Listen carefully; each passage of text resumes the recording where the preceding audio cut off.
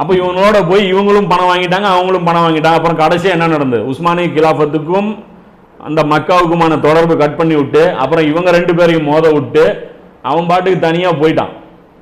இப்போ நடந்து ஓட்டப்பட்டது யாருடைய ரத்தம்? முஸ்லீம்களுடைய ரத்தம். அப்போ வெளிப்படையான விஷயம் இவன் உதவி செய்யறான்னு பார்க்காதீங்க, இவன் ஏன் உதவி செய்யறான்னு பாருங்க.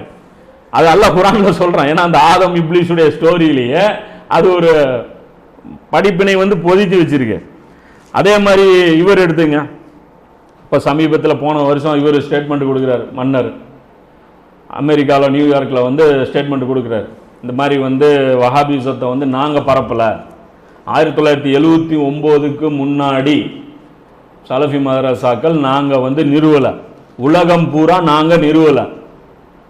அப்போது கபர் வழிபாடு அப்போ ஒழிக்கப்பட வேண்டியது இல்லையோ?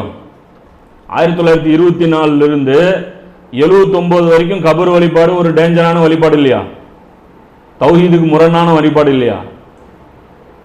ஈரான் இன்னைக்கு தான் ஷியா அக்கீதால இருக்கா, இல்லை ஷியா அக்கீதா ஆரம்பத்திலிருந்தே இருக்காங்களா? அவங்க ஆரம்பத்திலிருந்தே இருக்காங்க. அப்போ 79 வரைக்கும் நட்பு நாடுங்கிற அந்த அந்தஸ்து இருக்கிற வரைக்கும், சவுதியும் ஈரானும் நட்பு நாடுங்கிற அந்த அந்தஸ்து இருக்கிற வரைக்கும் ஷியாக்கள் யாராவது காஃபிர்னு ஸ்டேட்மெண்ட் கொடுத்தாங்களா?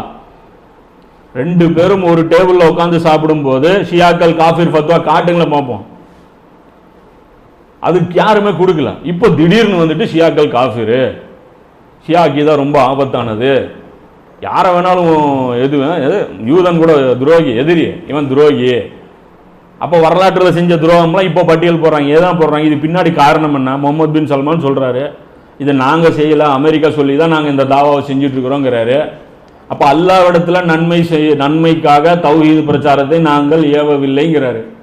அமெரிக்காவுடைய உத்தரவுப்படி இந்த ஏகத்துவ பிரச்சாரம் நாம் முடுக்கி விட்டோங்கிறாரு. இது பின்னாடி இருக்கிற காரணம் என்னன்னு யோசிக்கவே மாட்டோமா? பள்ளிவாசல் கட்டி கொடுத்தா அல்ஹம்துலில்லாஹ். நீ நபி ஒளி தொழுகிறதுனால ட்ரம்புக்கு என்ன பெனிஃபிட்? அப்போ யோசிக்கணும்ல. வெளிப்படையான விஷயங்களை பார்த்துட்டு பரவாயில்ல பரவாயில்ல பரவாயில்ல இப்போ நாம் எப்படி ஆயிட்டோம்? அப்போ அவங்க ஒன்றும் நம்ம ஆல்டர்லாம் பண்ணல, நாம் ஒரு சிந்தனையை அடாப்ட் பண்ணோம், அந்த சிந்தனையை வளர்த்தி விடுறாங்க. அப்போ இது பின்னாடி இருக்கிற காரணம்லாம் இன்னைக்கு நடக்குது அப்படின்னு பார்த்தீங்கன்னா, அமெரிக்கா சொன்னால் ஏன் செய்யணும்னு பார்க்கணும்ல. இப்போ இவர் சொல்கிறாரு, அது இன்டர்வியூ கொடுக்குறாரு, இந்த மாதிரி அமெரிக்கா சொல்லிச்சு நாங்கள் வஹாபிசத்தை பரப்பணுங்க. அப்போ இங்கே கேள்வி என்ன வருது? அமெரிக்கா சொன்னால், அமெரிக்கா ஒரு கட்டளை போட்டால் அதை செய்வதற்கு இவர்கள் யார்?